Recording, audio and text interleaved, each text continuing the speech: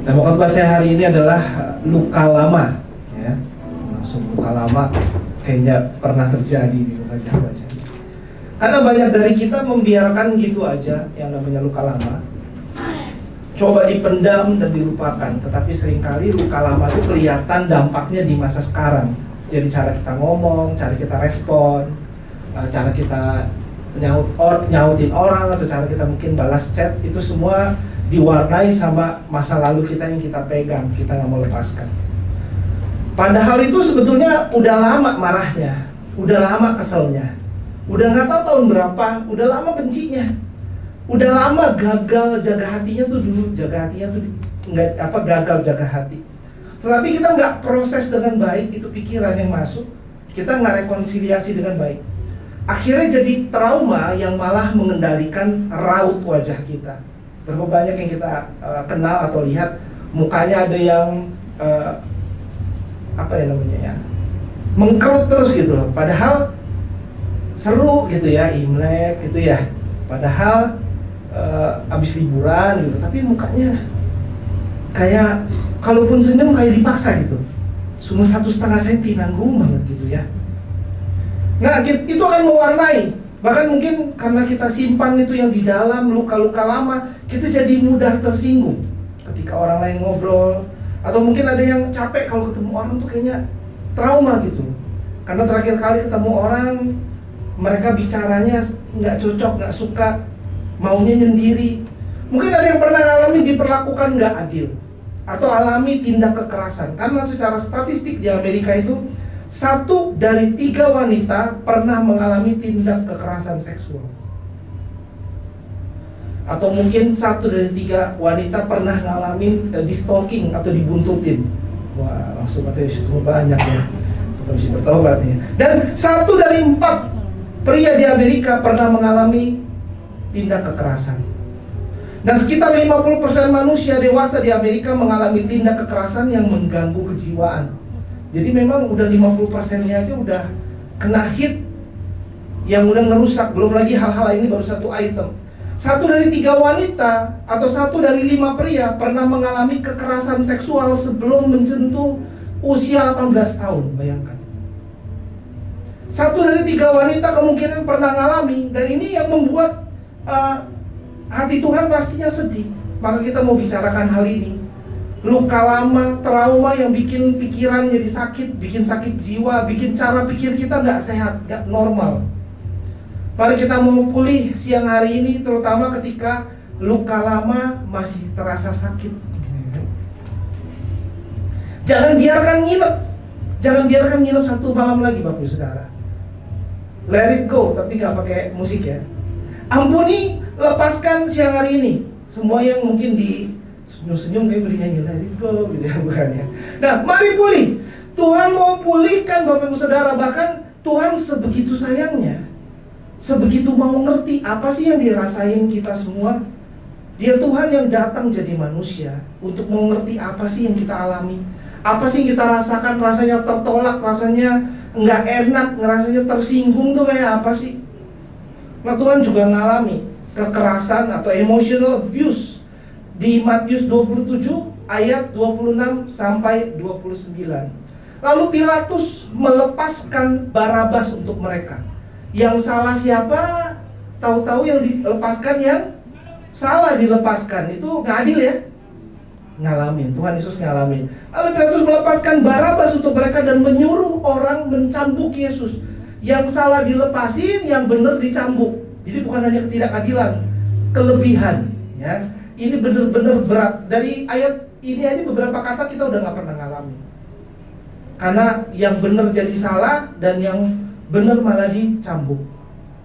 Dan menyerahkan dia untuk disalibkan. Apalagi itu kita tidak sampai di sana. Kemudian serdadu-serdadu wali negeri membawa Yesus ke gedung pengadilan, lalu memanggil seluruh pasukan berkumpul sekeliling Yesus. Kita pernah curhat. Saya waktu itu keluarga saya datang terus nuding saya, kayaknya marahin saya, nuduh saya yang bukan-bukan. Tuhan Yesus lebih parah lagi nih. Dikumpulin seluruh pasukan, ramai. Namanya seluruh pasukan tidak sedikit. Dikumpul Ayat 28, mereka menanggalkan pakaiannya dan mengenakan jubah ungu padanya. Mereka menganyam sebuah mahkota duri dan menaruhnya di atas kepalanya, lalu memberikan dia sebatang bulu di tangan kanannya. Kemudian mereka berlutut di hadapannya dan mengolok-olokkan dia, katanya, "Salam, hai Raja orang Yahudi." Berapa banyak dari kita ngeluh? Atau tadi 1 dari 3 orang mengalami kekerasan, pelecehan seksual. Mereka menanggalkan pakaiannya. Bahkan ada sekitar 4 kali dalam waktu yang berbeda Tuhan Yesus ditanggalkan pakaiannya, atau maaf, sepertinya dibugilin. Ramai-ramai lagi, mereka lagi. Kata mereka ramai-ramai di dalam ayat ini adalah yang pertama kali. Berkali-kali, tapi Tuhan Yesus tetap jaga hatinya. Nggak trauma tuh, nggak luka lama. Kenapa ditanggalkan pakaiannya? Untuk menambah rasa sakit ketika dipukul. Kalau bajunya tebal, bajunya yang robek. Ini supaya tambah sakit. Untuk menambah rasa sakit ketika dipukul dan dicambuk. Dan untuk mempermalukan secara mental, kejiwaan, udah jatuh dulu. Berapa banyak dari kita mungkin di tempat kerja, kita rasanya mental kita di push down, kita direndahkan. Bahkan para pakar teologi mengatakan ini sudah merupakan kekerasan seksual, katanya.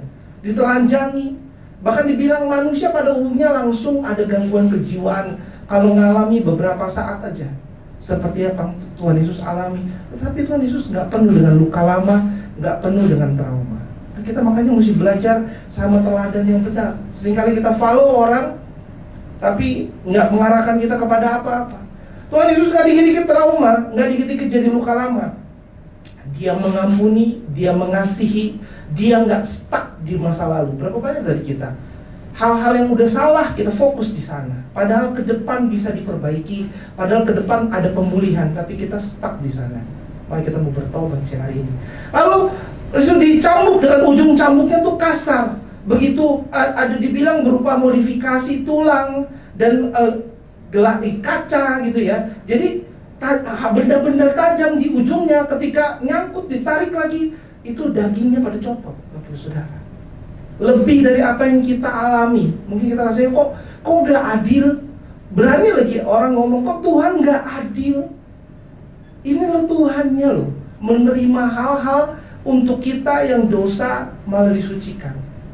Dibilang para pakar dibilang biasanya orang itu, korban itu biasanya muntah, gemetaran, pingsan, beberapa bahkan meninggal ketika dicambuk. Tapi Tuhan Yesus terus sampai di ujung, dia setia sampai akhir. Tuhan Yesus menanggung dosa kita, diledekin, dibully, diolok-olok. Berapa banyak dari kita baru ngelihat smear gitu, melihat cibiran atau mesemnya temen kita nggak cocok, lalu kita negatif thinking. Kayaknya dia ngomongin saya deh. Ini bukan sekedar smear gitu, nggak sekedar cuman urat saraf yang nggak cocok sama mata kita gitu. Ini benar-benar diolok-olok, dipegang tongkat, dikasih jubah, dikasih mahkotaan, digebukin, terus dibilang ya katanya raja, katanya Tuhan. Nah, berapa banyak dari kita berani kecewa, padahal kalau hal yang dialami jauh lebih dari kata kecewa, lebih ngeri dari kata trauma. Dan kalau mahkota duri bukan hanya sakit, dipukul lagi, tambah masuk lagi lebih dalam. Disalib, dipaku kaki dan tangannya dengan keadaan dimana kalau mau nafas Tuhan Yesus harus angkat sedikit itu tangan atau kakinya, harus berpijak sedikit, dan itu makin sakit semuanya karena udah ada paku. Ini mengerikan sekali. Tuhan udah alami pelecehan, cemooh, bully, pukul, cambuk, dinudai, disalib demi dosa kita. Dia Tuhan yang mau coba ngerti apa yang kita alami. Bukan cuma kita nggak berasa powerful, coba doain aja. Doain saya dong, udah jarang terjadi. Rasanya fight aja sendiri. Kalau sempoyongan, ya udah, tiba-tiba ngilang, tiba-tiba nggak datang lagi, tiba-tiba nggak bisa dikontak. Tipe kekerasan, ada kekerasan fisik, kekerasan seksual, kekerasan emosional, kekerasan spiritual. Nah, perilaku kekerasan fisik tahu ya, mukul, cekek, tendang, dorong, gigit, ada di kamus loh ya. Ada, kalau kekerasan seksual tahu ya, menyentuh dengan tidak sopan, appropriate gitu ya, memaksakan kehendak dalam pelecehan seksual. Ada juga dibilang katanya tindak perilaku kekerasan secara keuangan. Jadi suka nahan duit pegawai, nahan apa yang menjadi hak orang.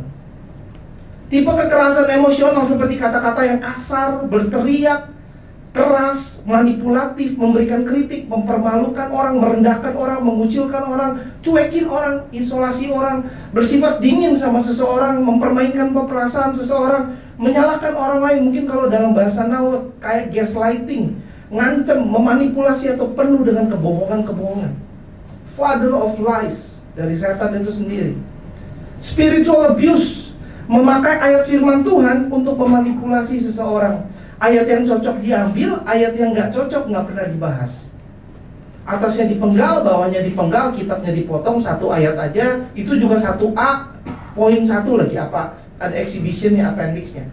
1A titik 02 gitu ya, penggalannya banyak banget. Tapi di negara maju, hal pembahasan kita tadi itu bukan hanya diselesaikan baik-baik saja. Mereka masuk ke dalam ranah pengadilan, kepolisian, dan hukum. Jadi ini hal yang serius. Nah, kita lihat bahwa ya, tidak semua perilaku kekerasan itu terbukti sebagai tindak kriminal secara hukum. Tetapi semua perilaku kekerasan adalah dosa di mata Tuhan. Jadi jangan kita asal ngomong, asal nyaut. Pikiran orang jadi kusut, itu kesayangan Tuhan loh. Kita gangguin orang, itu bahaya sekali. Jadi jangan hidup dalam dosa karena hal ini, jangan masuk neraka karena hal ini, atau jangan kita bodoh, mau diem aja terima, betah nyaman ketika orang lain jahatin kita, abuse kita, atau merusak kejiwaan kita. Mau kita bicarakan ini di gereja atau di tubuh Kristus. Mungkin ada proses dalam pemulihan, mungkin butuh waktu ya. Jadi butuh waktu atau butuh proses. Tapi kabar baiknya dengan kita nyanyi, nyembah Tuhan, dengan firman, ada hadirat Tuhan, dengan pemulihan yang datang dari Tuhan, dengan mungkin bimbingan dari firman Tuhan ini, dan komunitas ilahi yang sehat. Di sini biasanya kan ngopi ya, kopi time gitu ya. Maka pemulihan itu nggak mustahil. Yang selalu datang telat aja, nggak ada yang pernah gimana-gimana kan ya, pas orangnya belum datang. Nah kalau Tuhan yang pulihkan itu tuntas. Ada orang pakai cara lain tuh, pakai cara-cara lain. Tapi kalau Tuhan yang pulihkan itu sampai ke akar-akarnya. Bukan cuma gejalanya, ya kan, gejalanya, oh meriangnya hilang, tapi stepnya makin dalam, menahun. Nah, bagi Bapak Ibu Saudara yang menyalahgunakan posisi jabatanmu, kekuasaanmu, keuanganmu, bagi saudara yang menyalahgunakan tenaga, kekuatanmu dari Tuhan untuk mungkin menekan orang, lakukan tindak kekerasan atau abuse, mari kita hentikan sekarang juga. Stop sebelum Tuhan bertindak. Karena keluargamu, pasanganmu, rekan kerjamu, atau orang di sekelilingmu itu adalah ciptaan Tuhan, kesayangan Tuhan. Jadi jangan jahatin orang, kita akan urusan sama penciptanya nantinya. Karena walaupun orangnya gak percaya Tuhan, tapi Tuhan tetap ciptakan dia. Orangnya gak sayang sama Tuhan, Tuhan tetap sayang sama dia. Jadi kita gak bisa main-main sama semua orang. Kalau Bapak Ibu Saudara ada orang yang suka melakukan tindak kekerasan di keluarga saudara, bahkan mungkin responnya nggak sopan atau agresif, mungkin di tempat pelayanan atau di kantor. Nah, studi menunjukkan besar kemungkinan bahwa sebetulnya Bapak Ibu Saudara adalah korban kekerasan. Jadi yang suka teriak, diteriakin, yang suka mukul, dipukulin. Nah, kita mesti hentikan. Siang hari ini kita mau pulih, siang kita nggak bisa ngelukain orang lain. Ada luka lama yang kita simpan, yang saudara nggak mau relakan, yang nggak mau terima, nggak mau ampuni. Akhirnya malah saudara yang jadi penjahatnya lebih jahat daripada orang yang pukul kita. Karena yang mukul satu orang, yang ngatain satu orang, yang fitnah satu orang dikumpulin ke kita jadi monster lebih hebat lagi daripada 1000 pukulan. Diakumulasi lalu kita balas ke orang lain. Kita mesti pahami bahwa hurt people tend to hurt people. Orang yang terluka cenderung melukai orang lain. Mari sadari bahwa kita semua butuh pulih dari luka lama. Kesalahan orang jangan kita simpan. Kan kita juga nggak mau ya Tuhan simpan kesalahan kita. Kita maunya Tuhan ampuni kita. Nah, mari sadari kita butuh pemulihan supaya kita bisa stop jahat sama orang lain. Kalau sekeliling kita, orang yang obrol sama kita nggak makin happy, nggak makin bahagia, seneng, nggak diberkati kalau obrol sama kita perhatikan baik-baik pola pikir kita, cara kita respon chat, cara pilihan kata kita kalau kita ngobrol. Coba raut wajah kita. Mungkin kata-katanya udah baik, cuma raut wajahnya ya ampun, dari tahun 98 nggak berubah gitu loh. Ekspresi cuma 2 gitu loh. Bahaya banget, padahal ekspresinya mesti ribuan, mesti banyak. Nah, karena seringkali kita melukai orang lain dan sedihnya kita merasa menang ketika kita udah bisa nyautin. Kita merasa happy kalau kita udah bisa ngegas. Padahal kondisi ngegas seringkali menunjukkan bahwa diri kita nyimpen banyak luka lama. Mungkin keluarga kita memperlakukan kita nggak adil, tapi kita malah balas ke orang lain.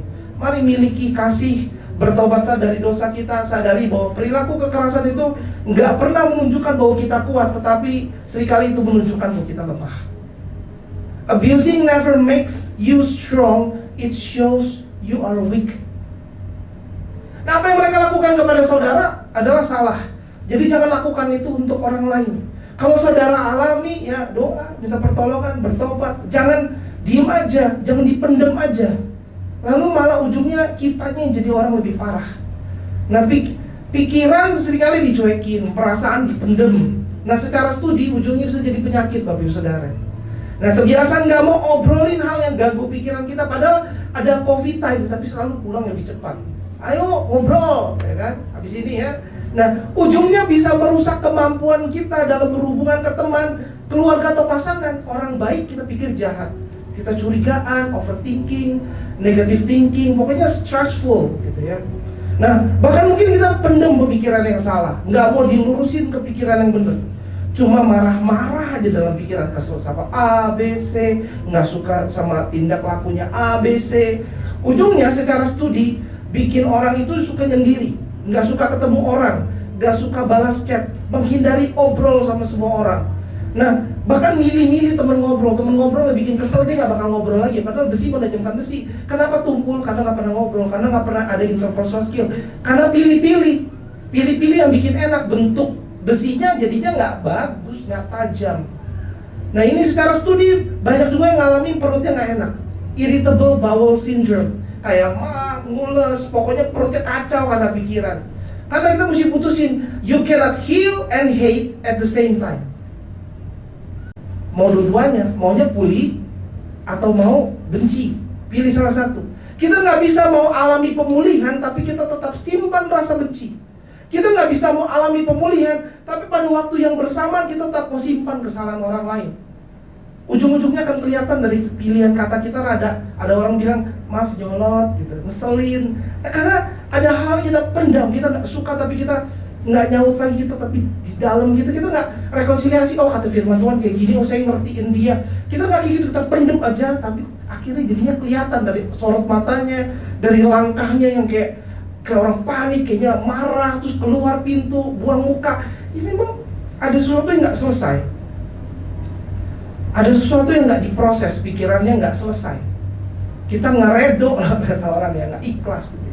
Tapi pada waktu bersama kita mau simpan kesalahan orang, kita mau putuskan siang hari ini, apa kita benar mau pulih? Karena nggak bisa hate and heal at the same time. Tuhan Yesus pernah alami ketidakadilan, kekerasan, dan dengan kekuasaan Tuhan, tapi dia bangkit kembali. Jadi ada harapan. Dia Tuhan yang nggak simpan kesalahan orang lain, bahkan Tuhan berdoa bagi semua yang pernah melakukan tindak kekerasan ke dia. Hal pertama kita bisa pelajari how God handle emotions, sehingga dia nggak dikit-dikit trauma dan simpan luka lama, adalah Jesus Christ forgive them again and again and even pray for them. Jadi Tuhan Yesus itu ngampuni mereka lagi dan lagi, bahkan berdoa bagi mereka yang kasar sama dia. Bukan doa bagi dirinya sendiri, doa bagi yang kasar sama dia. Dia bujukin Tuhan jangan marah sama mereka. Waduh, kalau kita kan biarin aja, ntar Tuhan yang balas. Nah, itu kan gitu kan. Kalau ini beda ini. Tuhan ampunilah mereka, jangan balaskan, karena mereka tidak tahu apa yang mereka lakukan. Kita mesti belajar pola pikir Tuhan Yesus ketika ngalamin kekecewaan. Muridnya udah dikasih hidupnya, udah kasih segalanya, tapi begitu berkhianat. Ketika hadapi masalah, ketika hadapi ketidakadilan, Tuhan Yesus bilang, oh masalah boleh datang, tetapi Tuhan Yesus memproses semua tantangan hidup itu menjadi pengalaman yang menguatkan, bukan jadi trauma yang merusak kejiwaan. Kita harus belajar juga untuk forgive them again and even pray for them. Ampuni mereka lagi dan lagi dan lagi. Bahkan berdoalah bagi mereka yang jahatin kita. Berdoa bagi mereka yang lukain hidup kita. Nggak mudah, tapi kalau saudara diamkan aja, saudara milih simpen kemarahan, saudara stay angry, maka saudara tetap jadi korban, tetap terluka, walau sebetulnya luka lama.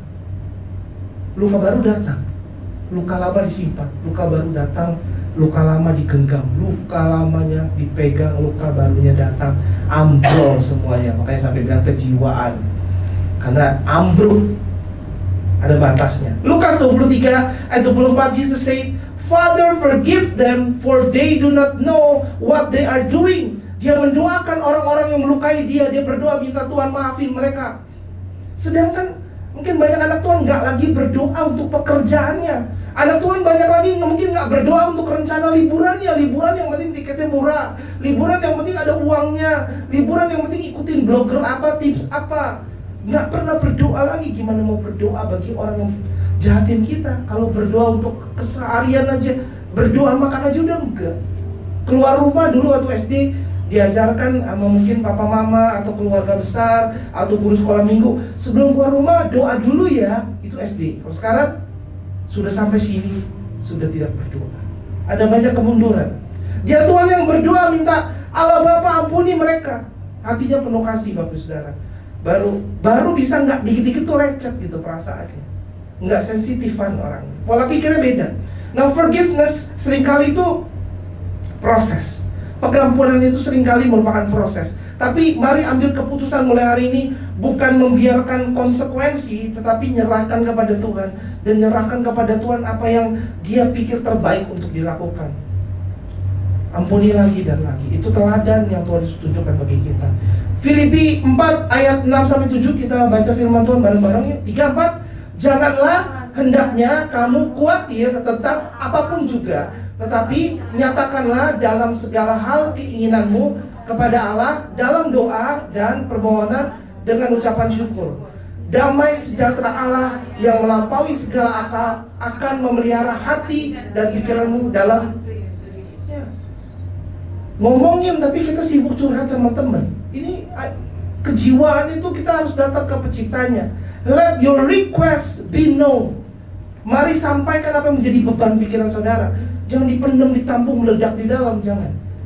Datang kepada Tuhan. Ngomong maunya apa. Nanti kalau Tuhan ngomong balik, ya dengarkan. Seringkali kita ngomong, kita gak mau dengar Tuhan ngomong. Kita mau ngomong, kita mau baca firman. Nah, saya gak dengar Tuhan ngomong apa-apa. Firman Tuhan itu Kejadian dan Wahyu, banyak perkataan Tuhan.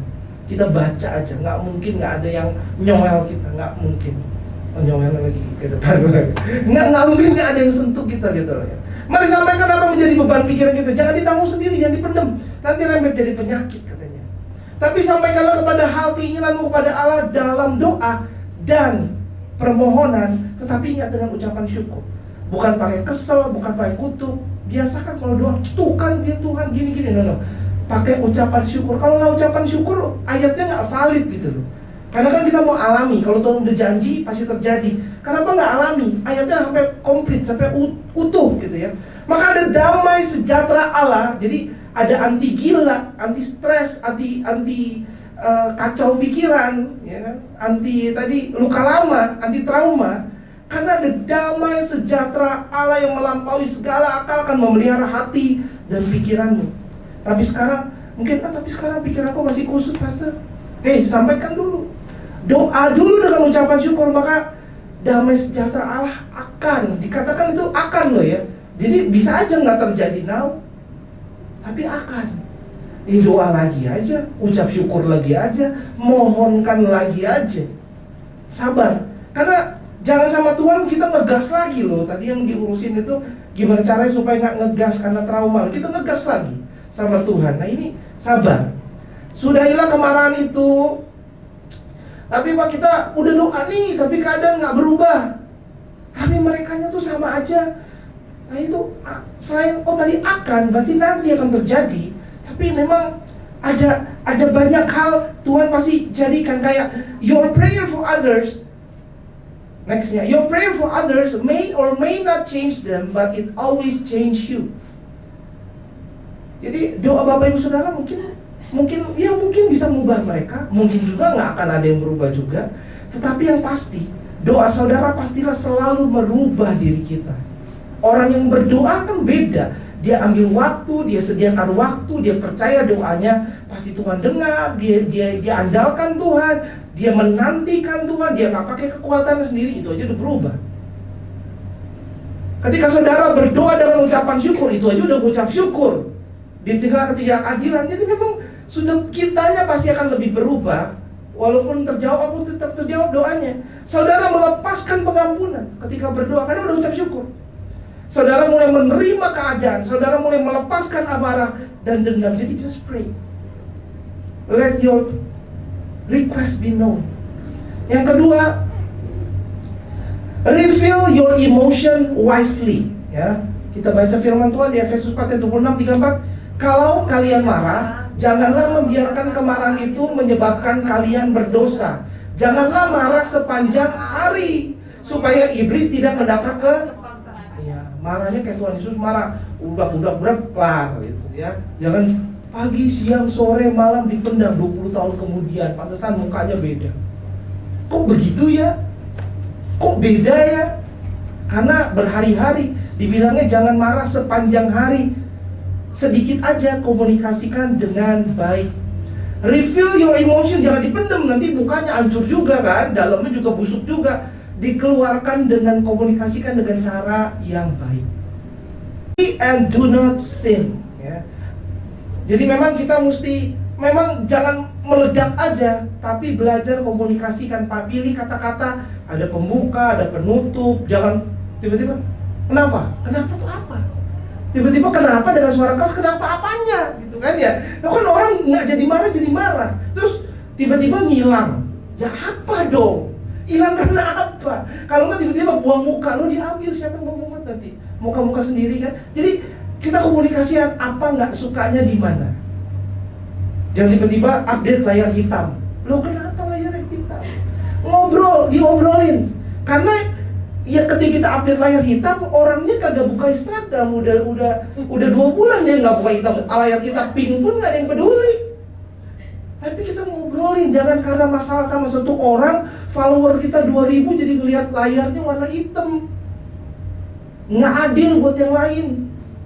Mendingan kan gambar bakmi dengan suikiao mungkin lebih menarik gitu loh, dibanding layar hitam. Katanya anak Tuhan habis pelayanan besok lelah titik, ngeri banget hidupnya, depresi abis udah 20 tahun.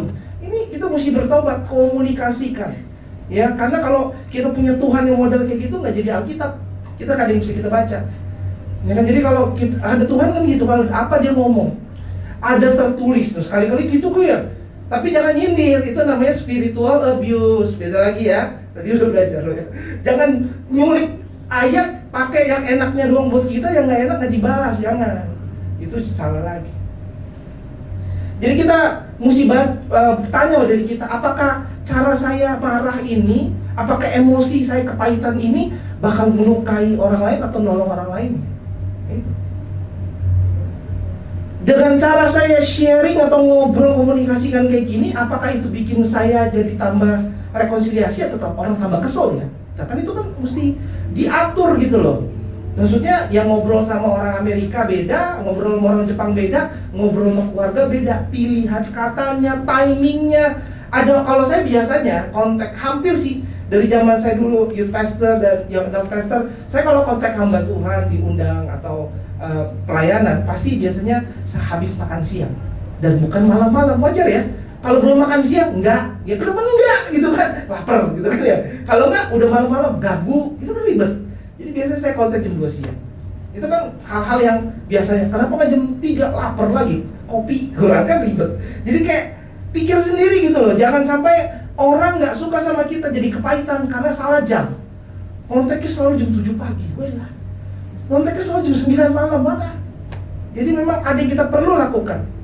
Nah, ada seorang anak muda usia 20-an ketika diberikan kesempatan berkhotbah. Di tempat kita banyak ya, umur 10 tahun aja diberikan kesempatan berkhotbah. Nah, dia ketika memberikan kesempatan berkhotbah, dia milih kata-kata yang kasar dan kurang ajar untuk mengekspresikan marahnya dia sama papanya. Masalahnya gerejanya cukup rapi dan terekam dengan baik, itu ditayang.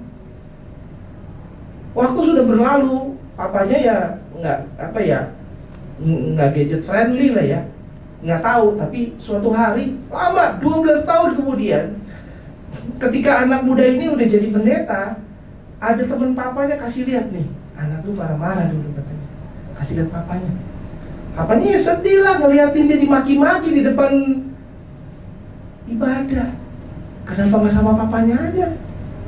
Kok di belakang ngomonginnya nggak enak? Padahal di belakang nggak pernah ngomong apa nggak suka sama papa karena begini-begini, tapi di depan panggung disaksikan banyak orang. Lalu ya udah, ayahnya kontak sama anaknya, yuk kita ketemu. Wah, aku udah tegang banget nih kan. Dia bilang iya, papanya kasih rekaman khotbah anaknya 12 tahun lalu. Gimana pas kita denger? Gimana tuh? Kita seringkali nggak bisa ngampunin kesalahan orang lain. Ini kisah nyata. Kalau kita jadi anaknya gimana tuh? Kelar deh, gitu, ya kan? Tapi puji Tuhan, ayahnya dengerin. Setelah dengerin betapa kasarnya, penuh dengan makian dan kepahitan, tapi ayahnya ngobrol, bilang papa minta maaf, katanya. Lalu rekonsiliasi, dan mulai saat itu sampai hari ini dikatakan papanya nggak pernah ngungkit kembali masalah itu. Kalau kita jadi pihak anak, ya jangan kayak begitu. Kalau kita jadi ayah, kalau kita ada kesempatan untuk maafkan orang, beri pengampunan karena Tuhan sudah terlebih dahulu ngampunin kita. Nextnya, your past experience become your testimony. Ya, jadi studi tahun 2012 itu mempelajari potensi negatif dari suka nginget-nginget masa lalu. Orang bilang reunian nostalgia. Nah, itu ada bahayanya. Karena pilihannya apa? Pengalamanmu yang masa lalu, your past experience, bisa jadi beban, berat, sedih, depresi, atau becomes your testimony, bisa jadi kesaksian. Dan kita ingat-ingat masa lalu, katanya bisa secara studi orang menjadi depresi, stres, khawatir, dan mengalami kegelisahan berlebihan, moodnya drop ketika ngomongin masa lalu. Itu studi yang terjadi. Padahal kita bisa ada pembelaan, emangnya semua masa lalu nggak enak? Ya nggak tahu. Tapi secara studi, ketika di studi, mungkin ujung-ujungnya orang ada kecenderungan negatif ya. Jadi ingat-ingat yang diingat yang jelek, ingat-ingat yang diomongin yang rusaknya orang, yang bagusnya enggak. Ini hati-hati. Makanya kita mesti kalau mau mikir itu mikirnya kayak Tuhan itu. Kalau Tuhan Yesus itu ketika dia punya ngalamin hal-hal yang nggak enak, dia punya luka ya. Tuhan Yesus punya luka di tangannya, punya luka di badannya. Tapi ketika dia datang, dia pakai luka itu untuk kesaksian. Betul nggak betul? Dia datang, ayo sentuh. Aku sudah bangkit, katanya. Nah kalau kita gimana? Saya terluka. Kan beda. Ya, jadi luka lama ya luka lama. Tetapi apakah kita jadikan itu sebagai penguatan, pengalaman penguatan dan kesaksian, atau ketika kita doakan orang jadi kita yang nangis? Kenapa? Karena kita pernah ngalamin. Kita mau fight buat mereka, atau malah mau buat cuma terluka-terluka aja nggak sembuh-sembuh. Tuhan Yesus juga ada bekas luka kok, tapi itu tidak melukai lagi, udah nggak ada sakitnya lagi. Itu pilihan di tangan kita. Kita mau proses seperti apa? Coba ya, setelah dibangkit, ya ini nextnya adalah proses itu diperlukan. Ya, kalau bahasa Inggrisnya process your emotions with the Lord. Ya, kan? Jadi ketika orang mau terapi nih, habis cedera, biasanya kan ada fisioterapi, disuruh gerak-gerakin bahu atau bagian yang luka, itu bagian yang pernah cacat gitu lah ya, bagian yang pernah ngalamin kecelakaan. Nah, tapi ketika digerakin bahu yang udah lama nggak gerak, itu biasanya sakit. Fisioterapi. Tapi terapisnya akan ngomong, udah nggak apa-apa, karena ini semua gerakan ini diperlukan supaya nanti ke depan fungsinya akan kembali normal. Berapa banyak dari kita menghindari proses ketika ada khotbah yang nggak enak, agak nyelekit dikit, langsung ke WC, langsung anxiety pegang handphone. Padahal itu keranjang oranye sama keranjang hijau udah penuh gitu loh. Mau check out apa enggak? Tapi dapat check out jadi ibadah gitu kan. Terus dia kan kenapa nggak kemarin gitu? Kenapa? Karena gelisah. Aduh, dia ngomongin kayak begini kayaknya nggak cocok. Nah ini kita terima aja. Mulai kita datang tiap minggu, kadang-kadang gini, oh kalau minggu depan yang datang pendetanya tuh lucu gitu ya. Saya datang minggu depan. Kalau minggu depan lagi saya tahu tiap kali dia ngomong horor. Terakhir kali saya sesak nafas gitu ya. Nggak mau datang lagi dulu lah, kalau mau datang telatan ya. Udah deket, wah tinggal selesai, angkat tangan selesai gitu ya. Nah ini kita mesti makan semuanya. Dari yang berserat, sayur, buah, semua dimakan. Jangan pilih-pilih.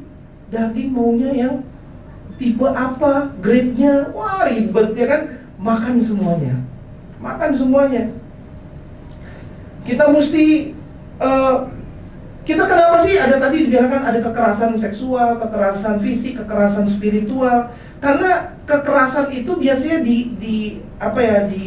ditimbulkan karena ada keinginan orang untuk mengendalikan keadaan.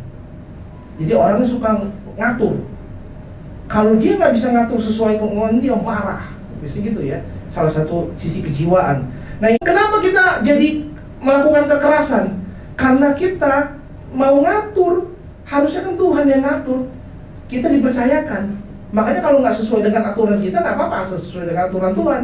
Tapi kalau kita terbiasa harusnya A, B, C, ketika itu terjadi kita marah, kita bikin orang lain jadi trauma. Orang lain yang trauma nyaut ke kita jadi trauma. Dia trauma, kita trauma, satu Indonesia trauma. Akhirnya ngeri. Korut lawan Rusia, dua negara trauma gitu ya. Maksudnya, harus penuh dengan kasih, kalau nggak bahaya. Nextnya, jangan lupa skiming gitu. Oke. Mesti kita ngomong, God please give me the peaceful mind to accept the things I cannot change, courage to change the things I can, and wisdom to know the difference. Kita seperti doa, Tuhan tolong kasih saya damai sejahtera di pikiran saya juga untuk menerima segala hal yang saya nggak bisa ubah. Tuhan, saya berdoa kasih saya keberanian untuk mengubah segala sesuatu yang memang saya bisa ubah, diperbaiki, dan berikan saya kebijaksanaan untuk ngerti yang saya bisa ubah, yang nggak bisa ubah yang mana. Jangan tiap hari rencananya mengubah banyak hal, berat ya. Berikutnya kita baca firman Tuhan di Amsal 3. Commit to the Lord whatever you do, and He will establish your plans. The Lord works out everything to its proper end. Jadi ujungnya indah tuh, to proper end, tapi Tuhan yang ngatur. Kadang-kadang kita marah, kenapa sih kok sekarang kayak gini? Proper end kok, nggak bilang proper now. Ujungnya indah, ujungnya baik. Kan film itu bagus, ujungnya juga bagus gitu. Kadang-kadang film ya mati jagoannya, ntar episode berikutnya nongol lagi gitu kan, pelurunya gagal gitu kan ya. Kita kadang gitu udahlah, saya udah kecewa sama Tuhan. Episode berikutnya seru padahal tangguh ya. Commit to the Lord, kasih Tuhan yang pegang kendali, jangan kita. Bahasa Indonesianya itu serahkanlah perbuatanmu kepada Tuhan, maka terlaksanalah segala rencanamu. Ngatur boleh, tapi ya Tuhan ngatur sesuai firman Tuhan. Berarti kan Tuhan yang atur. Kadang-kadang kita ngatur yang terlalu micromanagement. Pokoknya kalau Agustus harus warna merah, nggak warna merah murtad. Nah kan ribet ya. Kebetulan warna merahnya lagi dijemur gitu kan. Jangan terlalu micromanagement. Yang penting Tuhan Yesuslah Tuhan. Itu udah ya. Jadi jangan yang micromanagement lagi kita marah. Kita marah-marah karena kita yang mau pegang kendali, kita punya luka lama. Kita mau pegang kendali, kita berharap A, B, C. Kok jadinya beda ya? Kita bikin kita kecewa. Karena kita mau atur segalanya. Kita mau jadi Tuhan, kita mau ambil kendali. Saya ajak Robert bacakan. Serahkan kendalimu, serahkan perbuatanmu, rencanamu, maka rencanamu akan sukses. Biarkan Tuhan yang atur. Jangan kita sibuk atur tapi nggak ada kecocokan pengaturan kita sama firman Tuhan. Harusnya rencana hidup kita merupakan gambaran dari hasil kita baca firman Tuhan. Jangan nggak nyambung. Bible ya Bible, keputusannya nggak nyambung. Makanan, minuman, keputusan nggak nyambung sama Bible, itu jadi nggak menghidupi firman. Studi di 2013 di Biomedical di Finland, ternyata kemarahan, ketakutan, dan stres, kegelisahan berlebihan itu biasanya malah bikin sakit dada, bikin sesak nafas, terutama sakit di bagian atas tubuh katanya. Jadi dada sesak, bahu, leher tegang, sakit berat, kepala pusing. Oh, penyakit kota metropolitan gitu ya. Berarti karena ketakutan, katanya inflasi lah, pemecatan ribuan pegawai lah. Yang begitu dibaca firman Tuhan, bangun pagi gak dibaca. Katanya kalau orang sakit jiwa itu suka ngungkit-ngungkit. Secara studi, pikirannya tuh kayak nyimpen kesalahan orang di masa lalu. Sering diingat masa lalu, nyimpen kesalahan orang tua. Padahal kita harus sadar, mungkin pas kita kecil, kita mungkin gak diasuh atau gak ditemani, dibesarkan dengan baik. Mungkin kita ada yang ditelantarkan sama orang tua. Tapi kita mesti sadar, kita mesti melek, kita mesti pulih bahwa dalam masa sekarang kita udah bukan anak kecil lagi. Kita udah bukan lagi kita udah bukan anak kecil, tapi kita udah jadi orang dewasa. Jadi kita harus stop merasa ditelantarkan. Itu mungkin luka lama. Kita mesti stop trauma dicuekin itu dulu. Udah 30 tahun lagi. Malah harusnya kita udah jadi usia yang harusnya menjadi orang tua itu sendiri. Jadi kita jadilah orang tua yang baik, bukan sibuk melihat ke belakang. Bahkan riset di tahun 2012 itu dibilang katanya hipokampusnya manusia otaknya mengecil kalau kita dikit-dikit stres dan marah. Dan ujungnya itu kita berada dalam keadaan hypervigilant state. Jadi orangnya tuh overthinking, terlalu detail, terlalu stres. Jadinya capek gitu. Berasa dikit-dikit lelah, ngapain kita rasa capek ya. Ya karena hypervigilant state, kita biarkan diri kita stres berkelamaan sehingga hipokampus kita kecil. Kita nggak bisa hadapi dunia, salahnya kita. Jangan biarkan. Coba next. Nah ini ringkasannya ya. Jadi yang pertama itu kita harus forgive them again and again and pray for them. Jadi doakan mereka kayak Tuhan doakan mereka. Bukan doakan buat diri kita toh, itu ya iya, tapi doakan bagi mereka yang melukai kita. Lalu kita memaafkan mereka. Nextnya, refill your emotion wisely. Jadi ngomongnya komunikasikan dengan baik, ungkapkan dengan baik, dan caranya ya kalau mau ngomong ada emosinya diomongin, ngomong sama Tuhan, kasih tahu sama Tuhan, Tuhan saya ngalamin ini, kata Tuhan udah tahu. Nah kasih tahu apa maumu, kasih tahu sama Tuhan maumu apa. Lalu kita cari ayatnya, kasih tahu saya sudah tahu maunya Tuhan apa. Yang penting kita curhat dulu sama Tuhan, biar ada ekspresi dari setiap respon kita. Lalu your past experience become your testimony. Walaupun ada luka, tapi scars itu nggak selalu menjadi melukai. Mungkin bekas lukanya ada tapi udah gak sakit lagi. Jangan sampai luka lama masih terasa sakit. Jadikan itu kesaksian, jadikan itu tenaga ketika kita melihat ada anak-anak youth dan anak-anak teens mungkin kok ngalaminnya kayak gini, kok teman pelayanan saya kok kayak gini hidupnya. Wah, dia gak perlu ngalamin apa yang saya alamin. Kita dukung, kita doa, kita temenin, kita dampingi. Kita proses your emotion with the Lord. Kasih proses. Ada prosesnya, ada waktunya. Jadi nggak langsung sulap gitu aja. Sabar. Akan damai sejahtera Allah akan sabar. Doa dengan penuh pengucapan syukur. Yang terakhir, to accept the things and rest in the Lord. Kenapa? Karena orang stres, marah dan frustasi karena kita full of control. Kita sering mengendalikan, kita sering maunya A, B, C. Pokoknya harus ke Banyuwangi ya namanya, bukan ya? Pokoknya harus Jawa Timur gitu kan, tiba-tiba kebakaran gitu ya. Ada yang kebakaran gitu ya. Ya pokoknya ribet, udah pokoknya kemana aja, santai. Kalau enggak lehernya sakit terus. Mau jalan kemana ribet, just accept the things and rest in the Lord. Santai aja. Yang penting serahkan ke dalam tangan Tuhan.